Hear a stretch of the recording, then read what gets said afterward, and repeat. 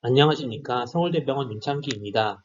저는 유전성 망막 질환의 유전 진단에 대하여 ACMG, American College of Medical Genetics and Genomics에서 2015년 제시한 가이드라인을 중심으로 설명드리고자 합니다. 강의 내용의 특성상 그림이나 도표보다는 글자가 많이 나오며 유전 진단에 대한 기본적인 내용들을 담고 있어서 다소 딱딱한 강의가 될 것 같습니다.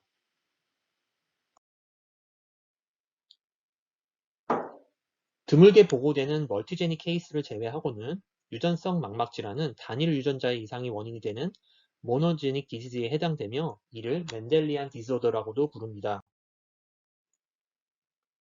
모노제닉이지만 여러 유전자의 이상이 최종적으로는 같은 형태의 질환을 만들게 되며 이 벤 다이어그램이 보여주듯이 이들 유전자는 여러 유전 질환의 원인이 됩니다.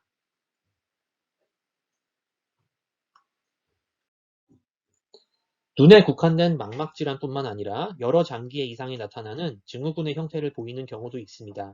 이 테이블에서는 증후군을 일으키면서 동시에 망막 색소 변성만 일으키기도 하는 유전자들을 보여주고 있습니다. 유전자의 이상은 하나의 염기가 바뀌는 싱글 뉴클레오타이드 버라이언트, 염기의 결손이나 삽입이 있는 인서션, 딜리션, 좀 더 크고 다양한 변이를 보여주는 스트럭처럴 버라이언트 등으로 크게 나눌 수가 있습니다. 많이 들으신 내용이지만 전체 유전체를 다 검사할 경우에 건강한 개체에서도 이처럼 다양한 변이가 관찰이 됩니다. 싱글 뉴클레오타이드는 약 400만 개, 인델은 30만 개, 스트럭처럴 버리언트는 2000개 정도 관찰되었다고 하며 이는 사우즌 제놈 프로젝트의 결과입니다. 이런 많은 변이 중에서 패소제닉 버라이언트를 찾는 것이 오늘 강의를 하고자 하는 핵심이 되겠습니다. 오늘 주로 소개해드릴 염기서열 변이의 해석에 대한 ACMG 가이드라인은 2015년에 발표된 것으로 벌써 6년의 시간이 흘렀습니다. 하지만 여전히 멘델리안 디스의 유전 진단에 있어서 표준이 되고 있기에 이에 대하여 살펴보는 것이 큰 의미가 있겠습니다. 의학 유전학, 임상 유전학의 여러 전문가들의 중지를 모아 만들었으며 다양한 유전자의 검사에 적용될 수 있는데 임상 유전학을 위한 교육적 목적으로 제작하였다고 서문에 밝히고 있습니다. 멘델리안 질환의 원인이 될 수 있는 유전 변이에 대하여 pathogenic, likely pathogenic, uncertain significance, likely benign 등의 5개 크라이테리아에 따라 분류하였으며 이와 같이 분류하는 방법에 대한 구체적인 기준을 제시하고 있습니다. 논문에 나오는 표인데 population data, computational and prediction data 등 여러 가지 증거를 바탕으로 유전 변이의 병인성, 패소제니시티를 판단하게 됩니다. 이처럼 패소제닉하거나 비나인한 기준을 very strong, moderate,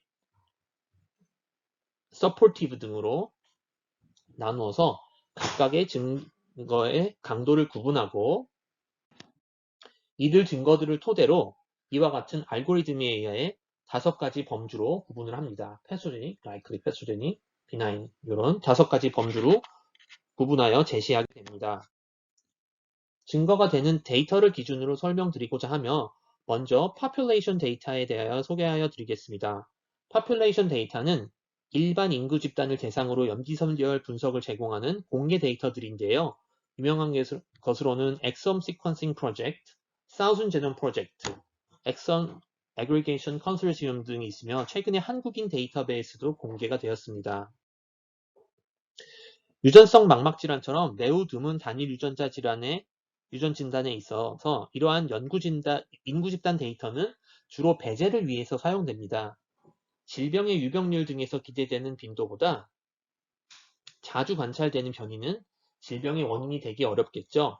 예를 들어 5만 명 내지 10만 명에서 1명 관찰되는 크로이데르미아의 경우 만약 이 변이가 5만 분의 1보다 많은 0.1% 정도에서 관찰된다고 하면은 비나인한 아주 스트롱한 근거가 되겠습니다.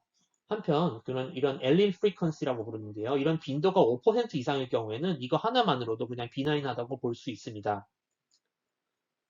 특히 이런 인구 집단 데이터는 아주 어린 나이에 질병이 나타나고, 그리고 well documented된 아주 건강한 성인의 데이터가 있을 경우에 강력한 패소제니시티의 근거로서 사용될 수가 있습니다.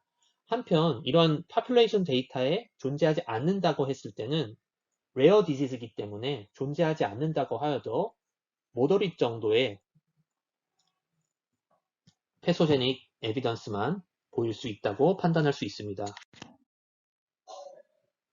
이러한 population 데이터가 유용한 경우는 특히 데이터베이스에 표현형이 잘 보고가 되어 있으며 질환이 일찍 나타나는 경우에 유용하다고 할 수 있겠습니다. 케이스 컨트롤 스터디도 결과도 활용될 수 있는데요. 어즈 레이셔가 적어도 5 이상일 경우를 의미하는 것으로 보고 있으며 안 나타났다고 하여도 레어 디시스에서는 그 해석에 주의를 요합니다.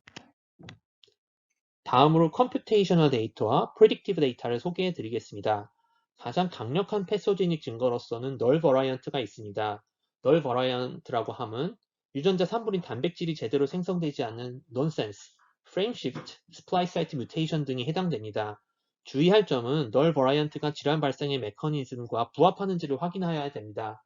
예를 들어서 하이퍼트로픽 카디오마이오패티에 있어서는 많은 경우에 헤테로자이거스 미스센스 버라이언트가 원인이 된다고 하며, 이 경우에 헤테로자이거스 널 버라이언트는 병인이 된다고 하기에는 근거가 부족합니다. 또한 이런 널 버라이언트가 염기서열의 뒷부분, 유전자 염기서열의 뒷부분에 존재할 경우에도 논센스 메디에이트 디케이 등이 나타나지 않을 수 있기 때문에 해석에 주의를 요합니다.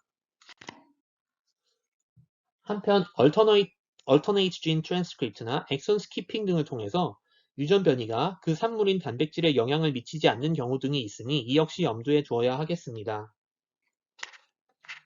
싱글 뉴클레오타이드 버라이언트에서 시노니머스 코던에 의해서 기존에 알려진 패소제닉 버라이언트와 같은 아미노아시드를 만드는 경우가 있는데, 이 경우 강력한 패소제닉 에비던스가 되겠습니다.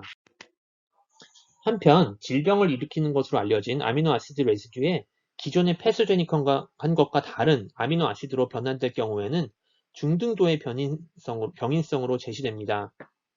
인프레임 딜리션이나 인서션, 스탑 로스 버라이언트 등의 경우 단백질 길이에 심각한 변화가 나타날 경우에도 역시 중등도 정도의 근거로서 사용될 수가 있습니다. 반면에 트렁케이팅 뮤테이션, 널 버라이언트가 주된 질환 발생의 메커니즘일 때 미스센스 버라이언트는 비나인한 변이로 볼 수도 있습니다. 또한 이러한 변이가 반복 영역이나 evolutionary not conserved region에서 나타날 경우에도 그 의미가 많이 떨어집니다. 아미노아시드를 변화시키지 않는 시노니머스 버라이언트가 언제나 비나인하지는 않기 때문에 적어도 컴퓨테이셔널 프리딕션 정도는 해볼 것을 권유합니다. 미스센스 버라이언트를 예측하는 데 많이 사용되는 인실리코 프리딕션의 경우 반드시 여러 개의 알고리즘에서 일치하는 결과를 보여야 되며, 이 경우에도 서포티브 에비던스 정도로만 사용이 됩니다. 노은 패소제닉 버라이언트에 대해서 실행해 봤을 때 60 내지 80% 정도의 정확도를 보였다고 합니다. 인실리코 프리딕션은 여러 가지 데이터를 바탕으로 하면 점차 정교해지지만 기본적으로 여러 다른 종에서 염기서열이 보존되는 영역은 중요한 영역으로 간주를 하고, 또 시퀀스 내에서 위치나 컨텍스트 등을 활용을 해서 그 패소제니시티를 예측하게 되겠습니다. 유전 변이에 펑셔널 스터디가 있을 경우 강력한 근거로서 볼 수 있습니다. 펑셔널 스터디라 함은 유전 변이에 의해서 그 단백질이 만드는 기능이 어떻게 변화하는지를 실험을 통해서 확인하는 것을 의미하는데요. 예를 들어 메타볼릭 패스웨이에서 엔자임 펑션을 담당하는 유전자의 경우는 그 유전자 펑션의 엔자임 펑션에 대한 분석을 통해서 펑셔널 스터디를 시행해 볼 수 있습니다. 메신저 RNA 레벨을 측정하는 것도 한 가지 방법이 될 수 있습니다. 최근에는 펑셔널 스터디에 대한 가이드라인도 발표된 바가 있습니다. 뮤테이션이 잘 나타나는 핫스팟이나 특히 중요한 역할을 하는 것으로 알려진 펑셔널 도메인에서의 변이는 모더렛 패소제닉 에비던스가 될 수 있습니다. 패밀리 검사에서 이완한 환자들에서 변이가 공통으로 관찰되는 세그리게이션 데이터의 경우는 패소제닉에서는 서포티브 에비던스가 될 수 있습니다. 유전자의 링키지 때문에 우연히 세그리게이션이 될 수 있기 때문에 충분한 근거가 되기 위해서는 통계적 분석이 뒷받침되어야 합니다. 한편 세그리게이션이 안 될 경우 비나인하다는 강력한 근거가 될 수 있습니다. 이처럼 패밀리의 세그리게이션 데이터를 토대로 그것의 통계적 의의를 분석하는 이런 알고리즘 등이 발표된 바가 있습니다.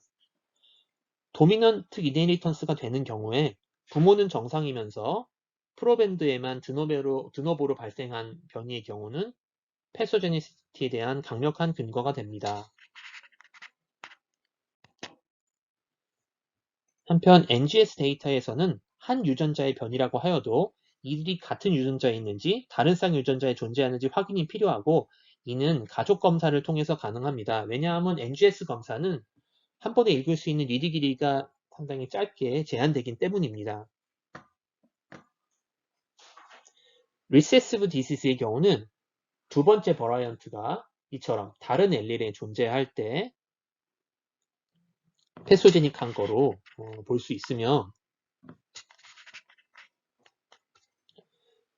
리세시브 디시스에서 이처럼 세컨드 버라이언트가 시스로 존재할 경우 같은 유전자에 존재할 경우는 의미가 없고 또 도미넌트에서 이처럼 패소제닉 엘릴과 다른 데에 존재할 경우에는 역시 패소제닉하다고 보기 어렵습니다.